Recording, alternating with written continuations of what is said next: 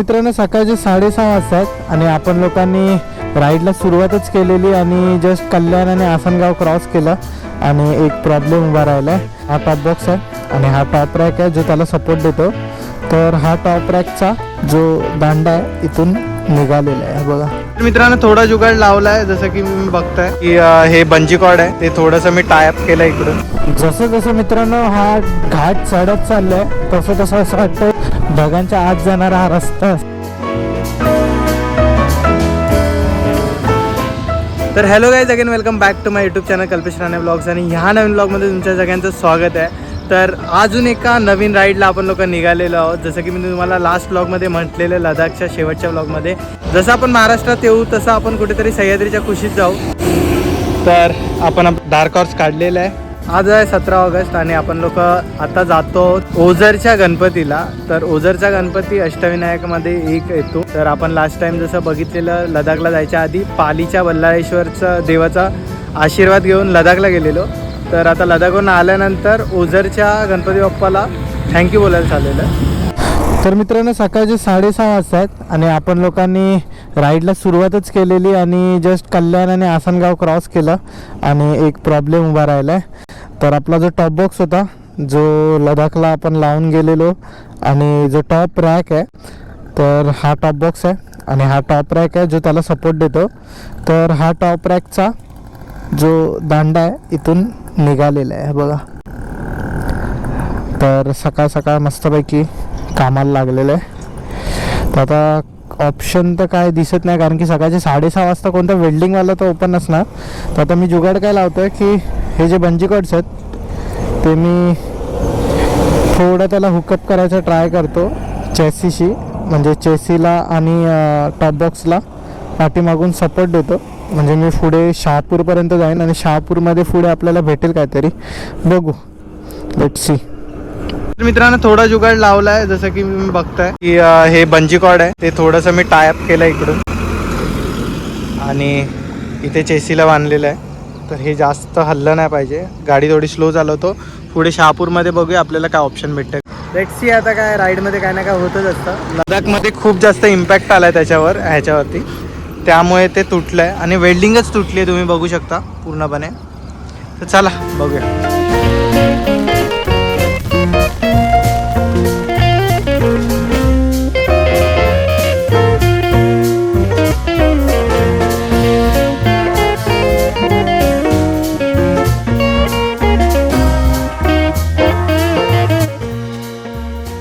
तर मित्रांनो इकडे ना रस्ते खूप जास्त खराब होते. तर म्हटलं खूप इरिटेट होत होतं आणि भूक पण लागत होती. तर पहिलाच धाबा भेटला इकडे, मिलन धाबा. तर त्यावर मस्तपैकी मिसळपाव मागवलेला आहे, दही वगैरे सगळं सोबत, फरसाण वगैरे. आणि गाडी तिकडे उभी आहे आपली, खाऊन घेऊया मग जरा डोकं काम करेल आणि त्याचं काय करायचं ते कळेल. चला आता, थँक्यू. तर मित्रांनो सुरू झालेला आहे अफाट आणि सुंदर असा आपल्या महाराष्ट्राची शान असणारा माळशेज घाट. त्याचं सौंदर्य जेवढं सांगू तेवढं कमी आहे शब्दांमध्ये. आता पण बघा, तुम्ही म्हणतात की पावसात इकडे स्वर्ग दिसतं, बट आज पाऊस एवढा नाही आहे, पण तरीसुद्धा स्वर्गाहून कमी दिसत नाही. कारण की पूर्ण ढगांनी चारी साईडने डोंगराला जो वेढा घातला आहे ना, ढग आणि डोंगर दोघं पण समोर अंतर्मिलन झालेले दिसतात. आणि हे दृश्य बघायला एवढं सुंदर वाटतंय ना की काय सांगू.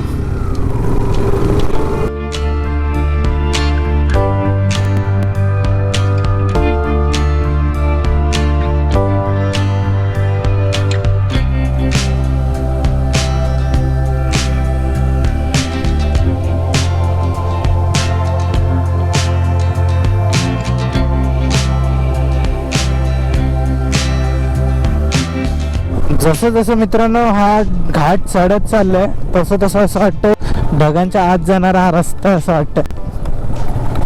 पण हा रस्ता बघायला गेला तर तसा खड्ड्यांमुळे ढगातच गेलाय. मित्रांनो माळशेजची माझी तिसरी फेरी असेल, तिसरी का चौथी फेरी असेल, पण जेवढ्यांदा पण माळशेजला आलो ना, माळशेजचं एक नवीन रूप बघायला भेटलंय आणि एक वेगळं पण प्रत्येक टायमिंगला जाणवतच. कितींदा इथे या, कितींदा तेच डोंगर बघा, कितींदा सेम मौसम मध्ये या.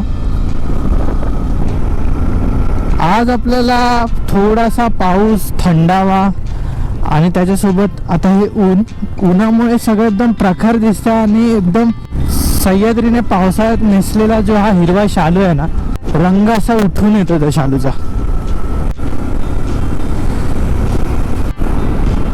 कधी मित्रांनो काहीच प्लॅन नसेल ना तुमचा, काहीच डेस्टिनेशन नाही प्लॅन होत असेल ना, तो उठून सुटून माशेजला आहे. काहीच टेन्शन नाही. दरवेळेस एक वेगळं पण त्याचं दिसतं. हे बघा, हे वॉटरफॉल. आता थोडा पाऊस नसल्यामुळे झऱ्यांचा प्रवाह थोडा कमी आहे, बट पावसात खूप मजा येते. आणि थोडासा मी गोप्रो रिस्कवर टाकून पावसातून टाकले,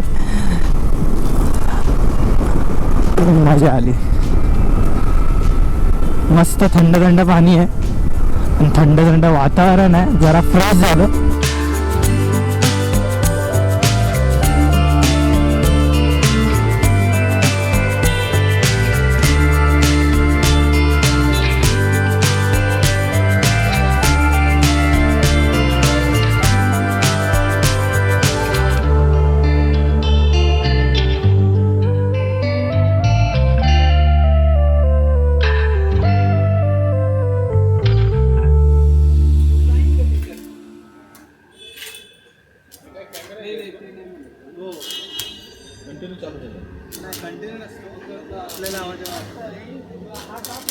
तर मित्रांनो, इथे आता ओझरच्या 10 किलोमीटर अगोदरच वेल्डिंग शॉपमध्ये वेल्डिंग करून घेतलं आहे आणि टेम्पररी बेसिसवर फिट केलं आहे. आता हलत तर नाही अजिबात, बघूया किती चालतं आहे.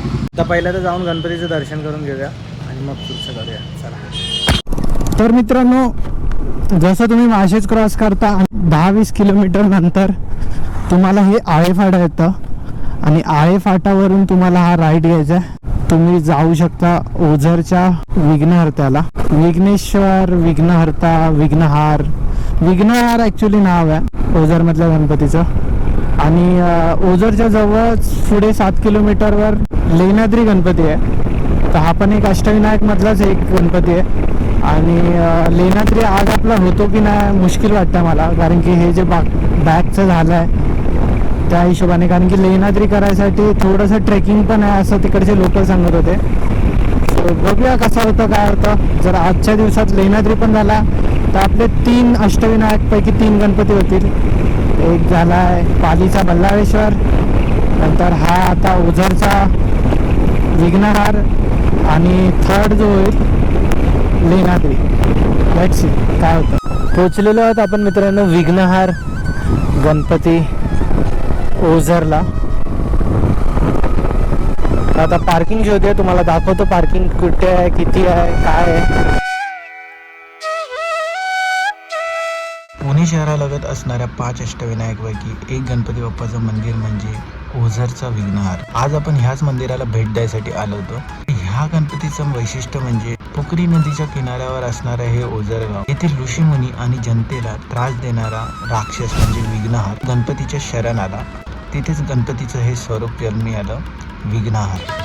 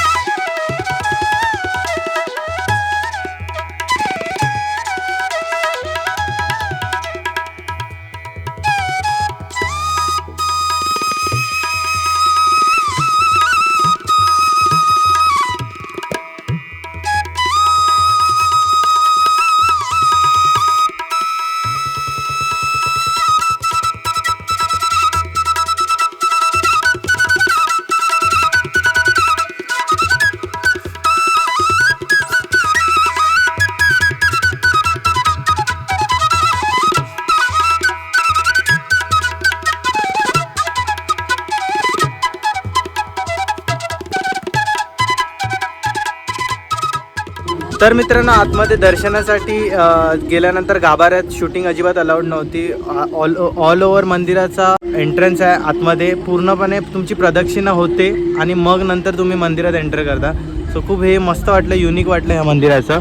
आणि आता आपण निघतोय, बट निघताना हे बघा, पावसाने आपली सुरुवात केली आहे. सकाळपासून नव्हता, पण आता वाटतोय की पाऊस धुणार आहे आणि मला व्लॉगिंग करायला नाही देणार आहे. सो बघूया, जेवढं भेटतं तेवढं शूट करू. नाही तर माळशेजमध्ये थोडं 5-10 मिनटं थांबून मग निघू डायरेक्ट घरी. तर मित्रांनो, ऑल गेअर अप झालेलं आहे मी. आणि मंदिराच्या बाहेरच तुम्हाला पार्किंग भेटते. फुल फ्री पार्किंग आहे, 4 व्हीलर 2 व्हीलर, जे खूप सुंदर दिसतं असं एकदम मंदिराच्या समोर. सो चला आता निघूया फटाफट आणि लवकरात लवकर गाठूया. टाईम पोचायचा टाईम दाखवतो आहे 9:30.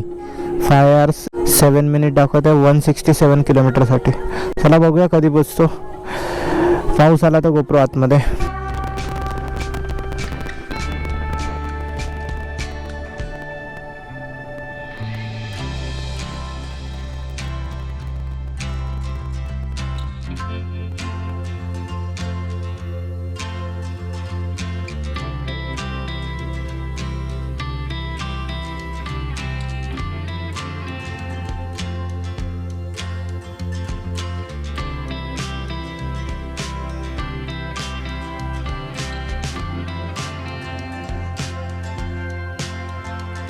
मित्रांनो, मला माळशेजचा ना हा व्ह्यू आवडतो. जेव्हा आपण माळशेजमध्ये परत येतो ना रिटर्न, हा डोंगर जो आहे तो असा आपण क्रॉस करतो आणि अफाट असा समोर हा लेक दिसतो. लेकचं मी नाव विसरलो, खूप सुंदर वाटतं.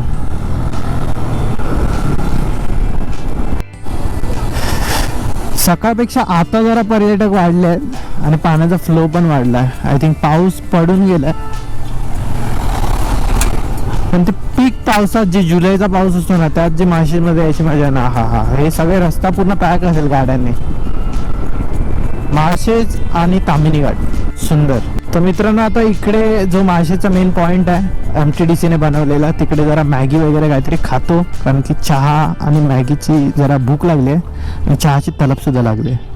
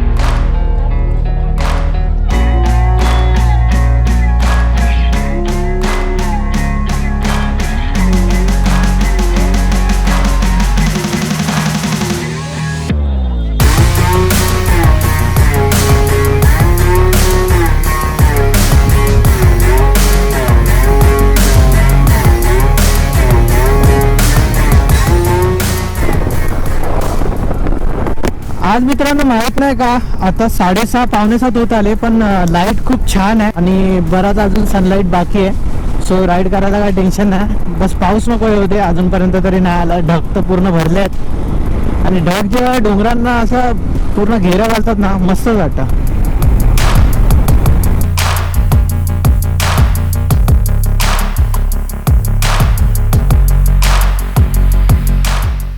सुंदर असा सनसेट एन्जॉय करून आसनगाव आणि भिवंडीच्या ट्रॅफिकमधून कसा बसा मी पोचलो घरी. आणि ह्या व्हिडिओला इथेच एंड करूया. व्हिडिओ आवडली तर नक्की लाईक शेअर सबस्क्राईब करा.